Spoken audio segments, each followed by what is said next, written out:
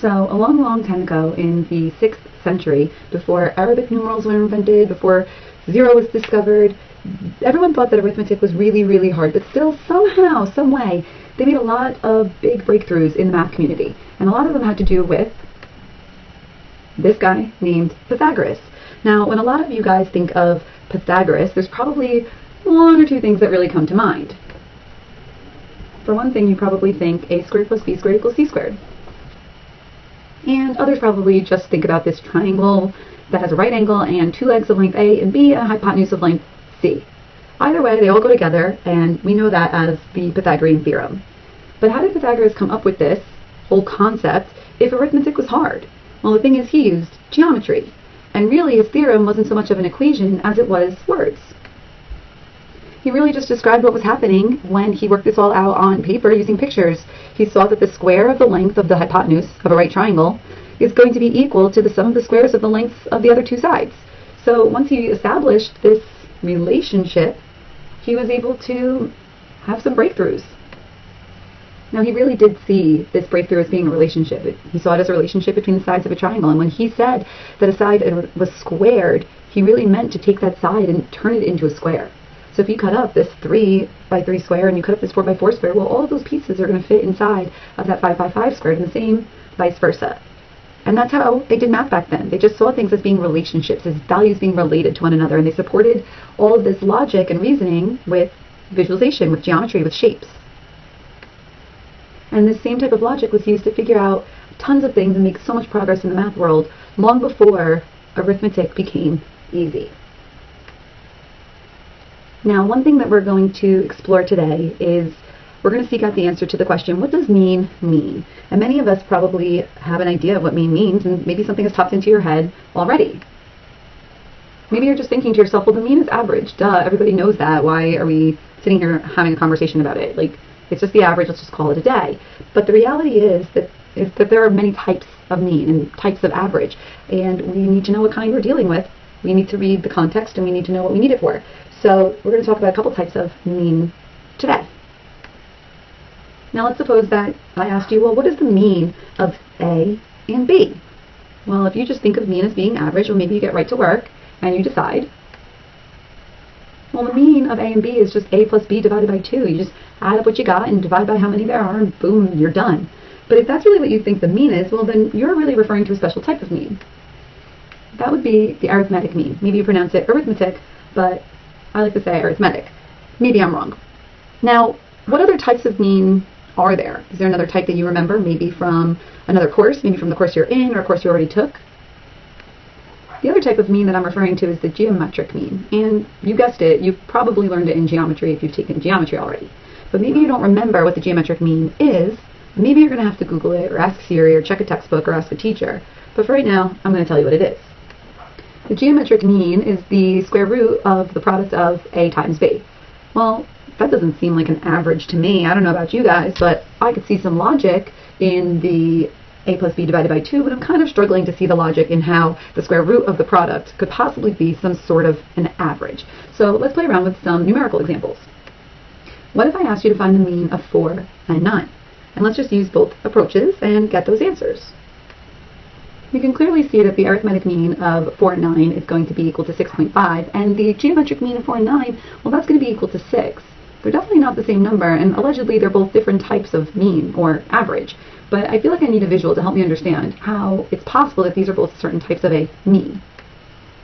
Well, I took the numbers from my arithmetic mean and I plotted them on a number line. And when I plot the numbers 4, 6.5, and 9, it's pretty clear that 6.5 is right in the middle. And to get from 4 to 6.5, I have to add 2.5. And to get from 6.5 to 9, I have to add 2.5. So it does make it a midpoint. It's exactly centered distance-wise.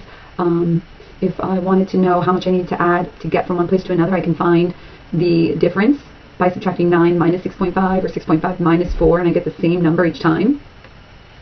So we can even go on and say that the common difference is equal to 2.5 here. But when I go and plot 4, 6, and 9 on my number line, seeing any type of a pattern or logic as to why that would be considered the mean or the average is a little bit harder to visualize. If I tried to figure out, well, how much did you add each time? It's like, well, I added 2 and then I added 3 the next time. So adding doesn't seem to work, but maybe we could try something else. Well, what if we try to find out what do we multiply by each time to get from a number to the next number? Those numbers that I'm working with are 4, 6, and 9. So I really want to know what am I going to multiply 4 by to get 6. Too bad it wasn't 4, 8, 16. That would be a lot easier, but let's figure it out.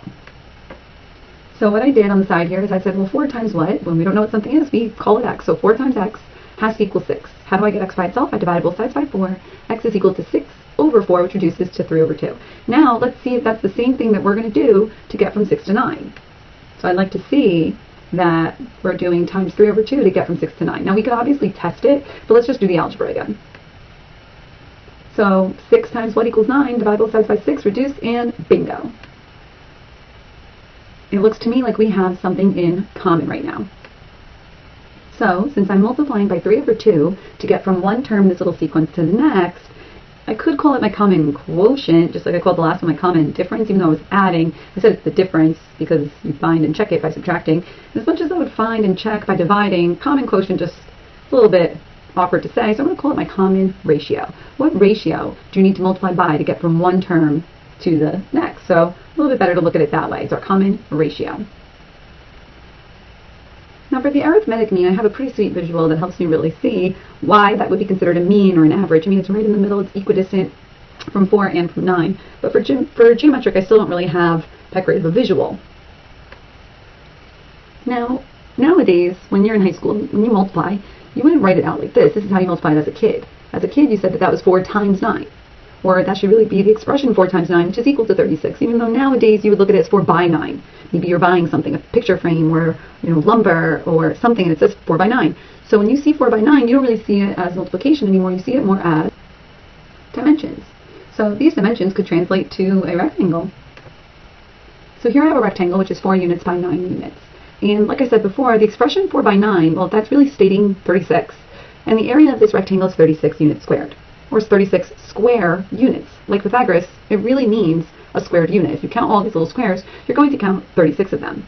But what if somebody was like, well, this shape, I need it to be a little bit more on the average side. I don't really care for the fact that the one side is length 9 and the other one's 4. Could we just balance things out a little bit more? I want everything to be the same. Now, if you try to use arithmetic mean and make your dimension 6.5 by 6.5, you're not going to have that same area of 36. I promise you. But what if we use some different dimensions?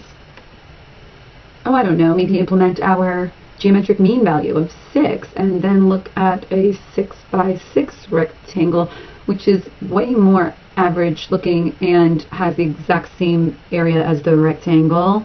Well, there you go. Here is our geometric visualization of 4 and 9 having a geometric mean of 6. So, in summation, we've gathered a little bit of information here. When it came to the arithmetic mean, we had collected a few numerical values. We worked with 4, 6.5, and 9. So this little sequence of numbers, which is a short little finite list, I only stopped at the third term. This is an arithmetic sequence of numbers, for lack of a better word or phrase. There was a common difference between each term, and that was 2.5 in this example, which meant that I needed to add 2.5 to get from one term to the next term. And over here, as for geometric, the three numbers that we ended up working with when dealing with the geometric mean, we had 4, 6, and 9. And this is representative of something that we're going to refer to as a geometric sequence of numbers. And in this case, we had something called a common ratio, and the common ratio is 3 over 2. So to get from 4 to 6, we needed to multiply by 3 over 2. And to get from 6 to 9, we needed to multiply by 3 over 2. So just out of curiosity, what would you get for the next term for each of these sequences if I told you they went on forever? That this information and this common difference or common ratio will carry through from one term to the next. Could you get the next ones? If you gave it your best shot and got 11.5 for the next term of the arithmetic sequence and 27 over 2 or 13.5 for your next term of the geometric sequence, then good job. Give yourself a pat on the back. But this is all to get you ready for a topic called sequences and series, and I hope that this has helped you prepare, and I hope you have a good experience in that unit when you get to it.